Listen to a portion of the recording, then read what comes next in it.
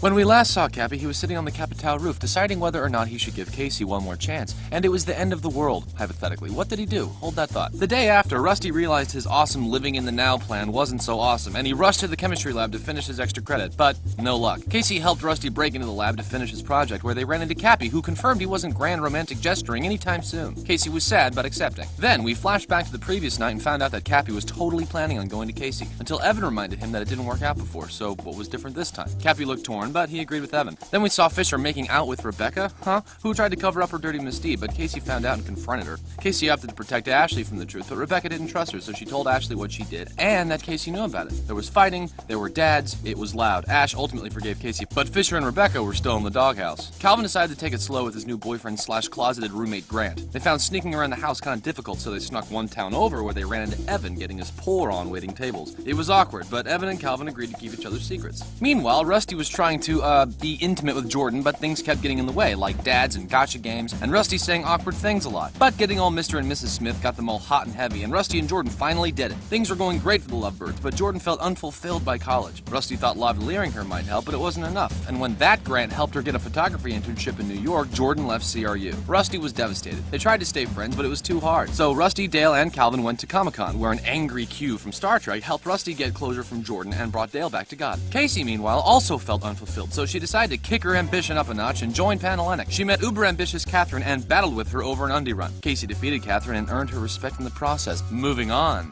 Catherine had told Casey that ZBZ had slipped in the sorority rankings from 1st to 4th-ish. Oh crap. Casey and Ashley took drastic action, forcing their lame pledges to stop watching Private Practice, begging old ladies to give them money, and even agreeing to pay Gamma Psi's electric bill if they partied with them. Yeah, that one kind of backfired. Meanwhile, during dry weekend, Casey and Evan accidentally got high and sniffed shampoo. He apologized for all the evil stuff he did to her and revealed that he stopped Cappy from going to her at the end of the world party. Casey was surprised but accepting, and also suspicious. Why were Cappy and Evan having meaningful conversations? She had to know if they were friends again, so she hid in a hot tub and followed them to the Amphro lair. Cleverness, remember?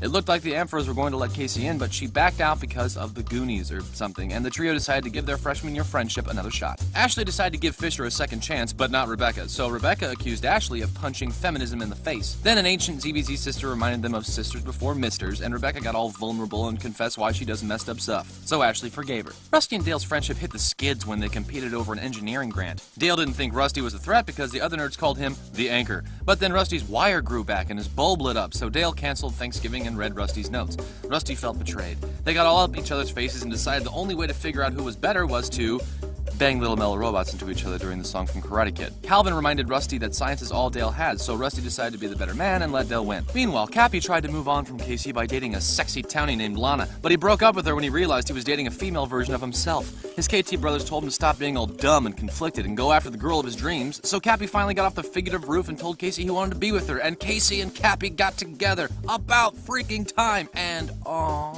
Cappy and Evan swore this wouldn't affect their friendship, but then their houses started throwing crickets and bricks at each other, so they tried to end the Omega Chi Kappa Tau rivalry by doing a prank together. But Evan's brothers had stopped listening to him since they found out he was practically on welfare. Omega Chi ended up leaving Wade, Ferret, and Jeremy holding the rope, and everything came crashing down. They were expelled. Moment of silence. See you guys! Then Evan told Cappy he did it for his house, but Cappy got all shovey and their secret friendship ended before it could see the light of day. Evan went to see Rebecca because he needed some comfort, so Rebecca comforted him.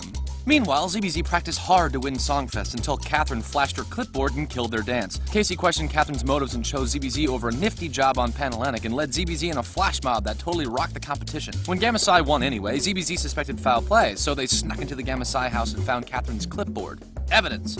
But then Rebecca lit a candle that started a fire and burned down the Gamma Psi house. Felony. An outraged Catherine told Casey she knew someone cheated at Songfest, and Casey realized Catherine was on her side the whole time. Oops.